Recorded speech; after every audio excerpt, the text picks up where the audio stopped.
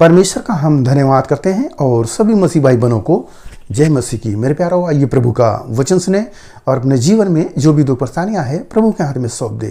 क्या जाने प्रभु की दया हो और वचन सुनते सुनते भले चंगे हो जाए। तो जो लोग ने कृपया इस चैनल को सब्सक्राइब कर दे। तो मैं आज का वचन लाया हूँ उनके लिए जो अपने होठों से बुरी बुरी बातों को बोलते हैं और दूसरों को चोट पहुँचाते हैं। उनके लिए आज का यह वचन है कि वो सुने और समझे कि प्रभु यीशु मसीह का वचन क्या कहता है। हालेलुया। तो यहाँ पर यशायाह का किताब अध्याय 6 और वचन 5। तब मैंने कहा, हाय हाय मैं नष्ट हुआ, क्योंकि मैं अशुद्ध होठ वाला मनुष्य हूँ और अशुद्ध होठ वाले मनुष्य के बीच में रहता हूँ, क्योंकि मैंने सेनाओं के यहोवा महाराज धीराज को अपनी आंखों से देखा है। हालेलुया। यहाँ पर यशायाह है, मंदिर में सेवा करने के लिए आए हैं और देखते हैं वहाँ पर परमेश्वर का उन्हें दर्शन हो जाता है। और जब वो हो जाता है तब वो अपने आप को पूरा कह रहे हैं कि मैं नष्ट न हो जाऊं।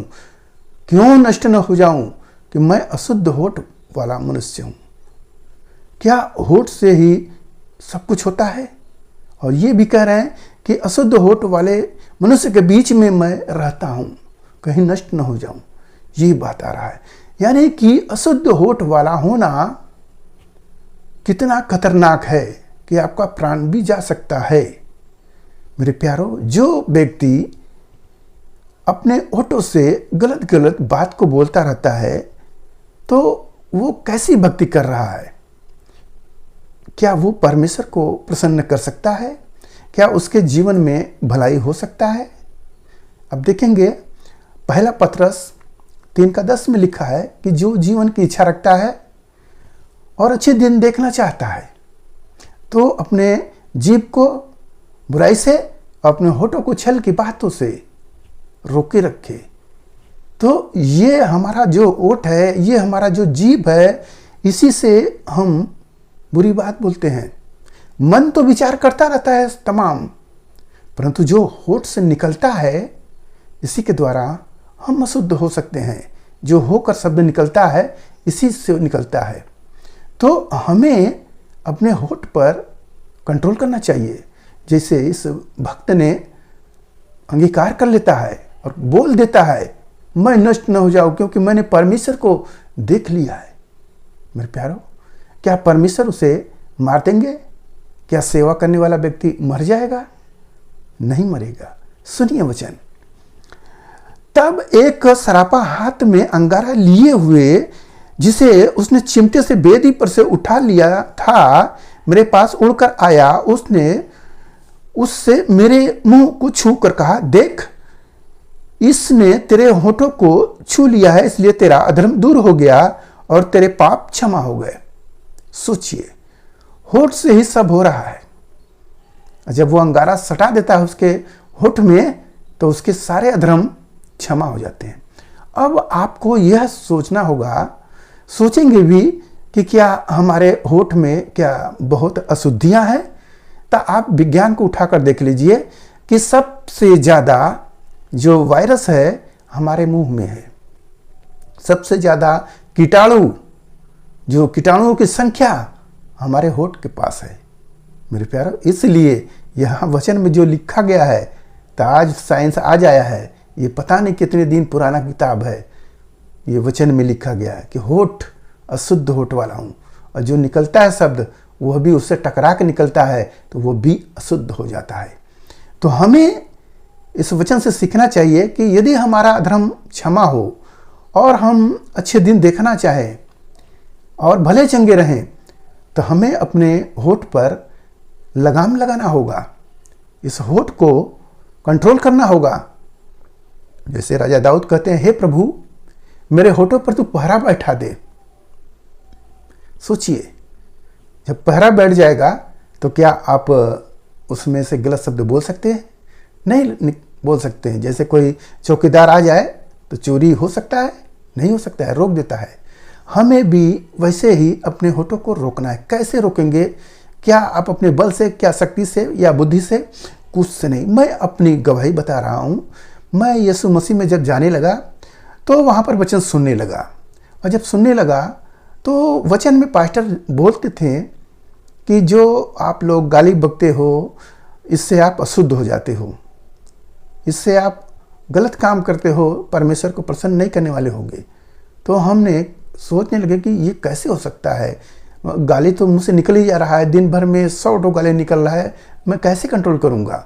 तो मैंने क्या किया, परमेश्वर का भय माना और परमेश्वर को अपना सौंप दिया, अपने होठ को, अपने शरीर को सौंप दिया। हे प्रभु, तेरी भक्ति करता हूँ, तू ही मुझे संभाल। प्रभु ने मेरे होठ को कंट्रोल कर दिया, जीभ को कंट्रोल कर दिया, अपने बस में कर लिया। प्रभु, अब मैं गवाही दे रहा हूं कि मैं एक दिन साइकिल से जा रहा था और साइकिल से एक व्यक्ति और आ रहा है, वो शराब पिया था, मेरे साइकिल में लड़ा दिया और मेरे उंगली में बहुत तेज चोट लगा।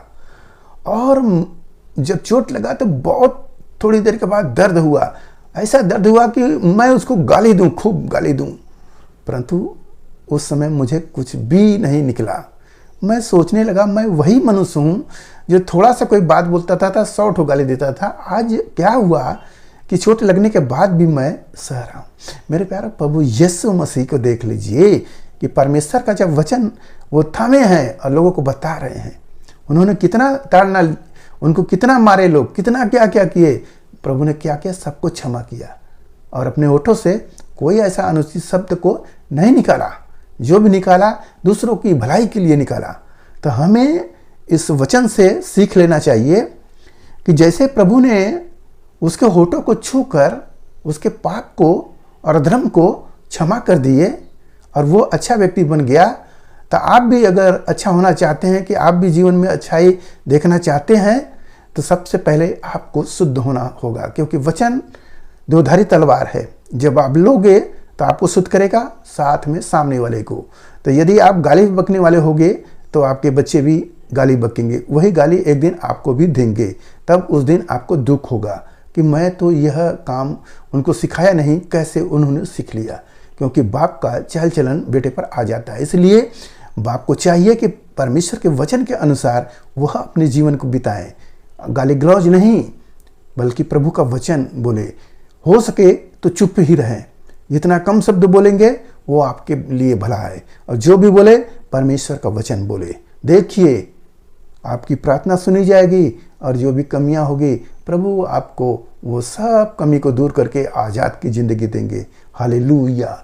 मेरे प्यारों, आज के इस वचन से आपको पता हो गया कि अशुद्ध होठ वाले के बीच में रहना यह भी गलत है, और अशुद्ध होठ जो हमारा हो जाता है गाली बकने से, हम उस गाली को क्या करेंगे, छोड़ देंगे। जो जिससे उसका नुकसान हो, जिससे किसी को चोट लगे, उन बातों को हम छोड़ देंगे और प्रभु के वचन को बोलेंगे। जैसे इसरापा ने उसके होठों को वेदी पर से उठाता है आग और लगा देता है होठ पर, होठ को जला देता है, होठ जल गया। अब ये होठ याद कर लेगा कि अब कभी गाली नहीं बकेगा, कभी बुरी बात नहीं बोलेगा, होठ को याद हो जाएगा।